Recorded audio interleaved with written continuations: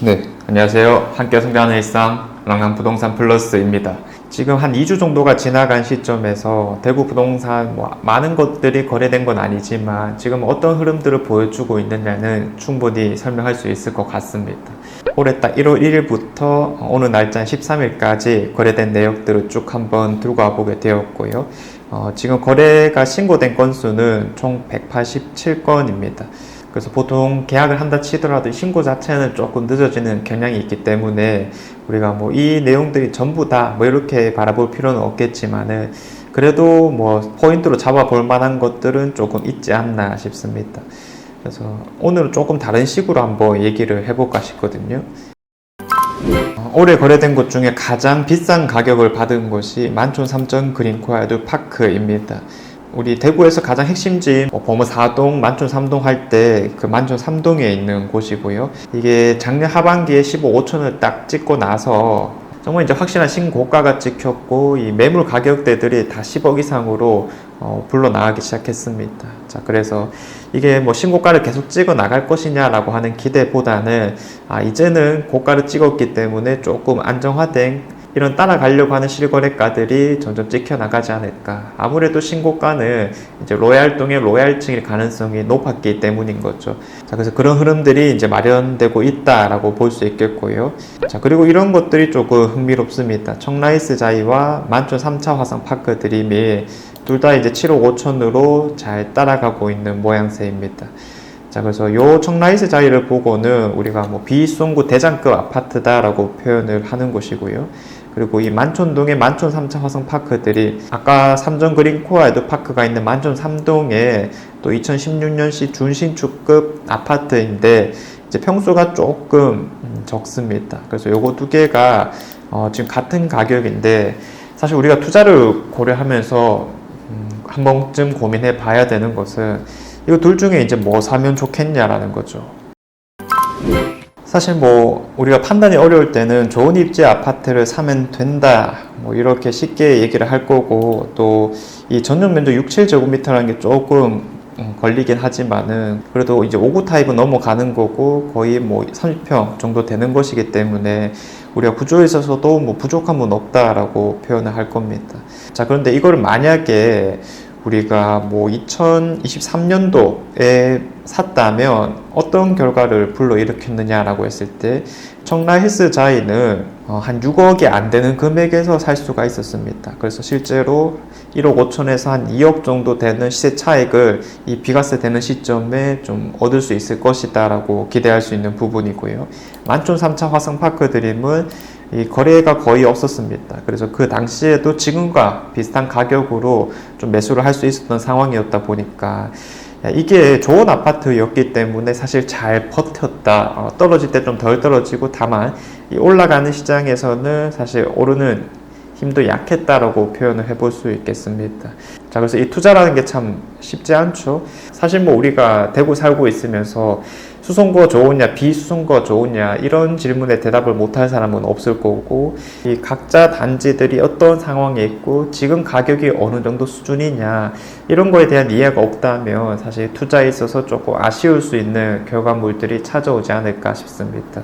그래서 이거 좋은 선택이 뭐였느냐라고 하면 청라이스 자이를 조금 싸게 사서 2년 비과세 채우는 시점에 팔고 수송구 같은 곳에 넘어올 수 있다면 이런 것들이 이제 갈아타기를 정말 잘하는 방법이 되지 않을까 싶습니다. 그래서 어차피 우리가 지금 당장 제일 좋은 아파트로 갈 수가 없는 상황이라면 기회비용을 정말 잘 고민을 해서 지금 어떤 선택을 하는 것이 맞을까 정말 이제 세밀하게 잡아 나가야 된다는 측면이 있고요.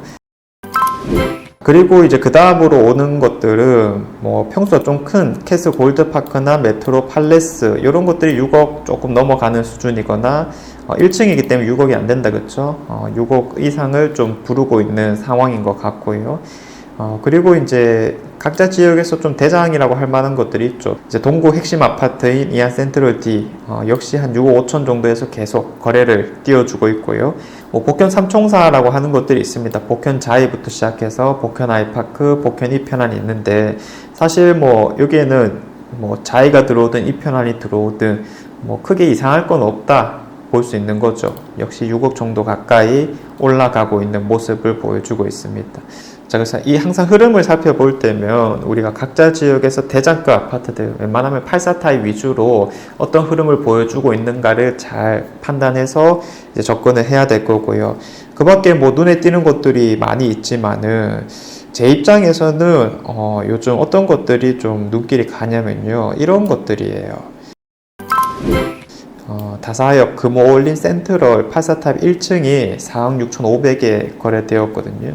뭐 서대구 센트럴 자이가 5억대에 거래되기도 했고, 저희 7곡에 입주 예정인 구수산 화성파크 드림 이런 것들도 지금 비슷한 가격을 보여주고 있습니다. 이제 다 한 5억 정도 수준이라는 건데, 이 정말 외곽지라고 부를 수 있는 곳들이란 말이에요. 특히 다사역 금호올린 같은 경우에는 정말 2호선이 끝자락이거든요. 그래서 보면 보통 이 지역을 뭐 대실역과 다사역을 같이 잡게 되고요. 금호올림이 가장 신축이긴 하지만 이 대실역과는 상권 차이가 너무 심하게 나고 있고, 또 뭐 학군의 차이도 조금은 있기 때문에 실거주의 측면에서는 대실역이 압도적일 수밖에 없단 말이죠. 그런데 이제 정말 신축이라는 점, 그리고 요즘 들어서 더 각광받고 있는 건 이 신축에다가 또 대단지라며 실거주 가치까지 받쳐지는 거다 보니까 이 대장 아파트로서의 상징성이 좀 두드러지지 않나 싶습니다. 그래서 우리가 가격을 잘 기억해 봐야 될 건데, 이 외곽지에서 이제 5억대를 무난하게 좀 찍어 나가고 있는 모습들을 보여준다면 이게 좀 하방의 역할을 할 수 있다고 판단을 하거든요. 그래서 뭐냐면 지금 시장이 뭐 아주 드라마틱하게 가격이 변화할 거다라고 예상하는 건 아니지만, 사실 요런 데부터 이제 조금씩 받쳐질 수 있는 가격대를 형성한다면, 특히 이제 중심부로부터 한 6억 정도 되는 좋은 입지 신축 아파트들에 대한 관심들, 이거 좀 눈길이 간다 표현을 해볼 수 있겠습니다. 자, 그래서 그 다음으로 이제 살펴볼 수 있을 만한 거는 이 건축 연도인데요. 결국 이 한 180건 정도 거래된 것들 중에서 2010년 이후에 지어진 것들이 한 90건 정도 차지를 하고 있단 말이죠. 반 정도라는 겁니다. 당연히 90년대 지어진 아파트와 2000년대 지어진 아파트가 더 많을 거고요. 2010년대 이후에 지어진 것들이 이제 상대로 적지만은 정말 많이 거래되고 있습니다. 자, 그래서 이거는 뭐 신축 아파트에 대한 선호가 당연히 두드러지고 있는 것을 우리가 이해해 볼 수 있겠고요. 이게 더 나아가면 이 양극화라는 것이 더더욱 벌어질 수밖에 없는 거다.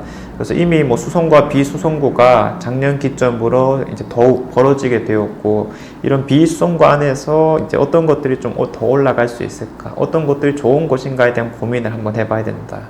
그리고 이런 당연한 의견을 좀 넘어서서 지금 이제 뭘 사지 말아야 되는가라고 했었을 때 거래가 조금 잘 안 되는 것들, 그리고 연식이 좀 오래된 것들은 이 타이밍 투자에 있어서도 참 당장은 좋은 타이밍일 수가 없다라고 표현을 합니다.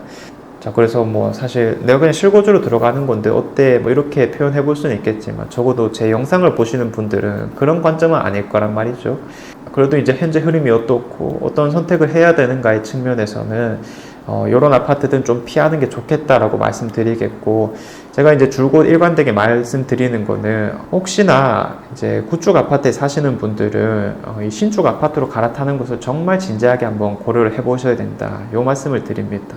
요거는 뭐 2년, 3년 전부터 좀 말씀드렸지만, 사실 앞으로도 이 상황이 크게 좋아질 게 안 보이기 때문에 다시 한 번 더 말씀을 드리는 거고, 대출 조금 더 받더라도 지금부터의 시간을 어떤 아파트로 이제 채워나갈 것인가에 대한 고민이 필요하다.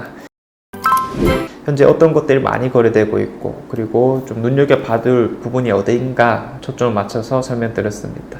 자, 그래서 이런 흐름들과 우리가 행동을 어떻게 해야 될지는 제가 꾸준하게 말씀을 드려보도록 하겠습니다. 이상 제가 준비한 내용은 여기까지고요. 내일도 좋은 내용으로 찾아오도록 하겠습니다. 감사합니다.